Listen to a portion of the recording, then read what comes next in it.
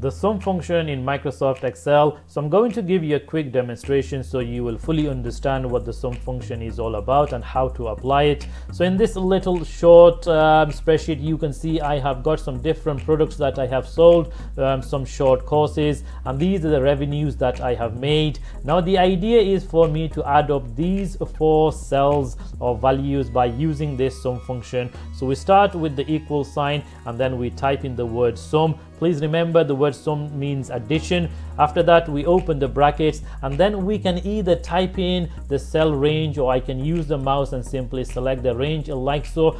And you can see Excel puts in the complete range in the bracket here for me, and then all I have to do is close my brackets and simply press enter, and this will give me the answer 9,320, which is the sum value of these 4 cells. Hope you like this. If you do, please consider visiting my channel Habib's ICT Tutorials.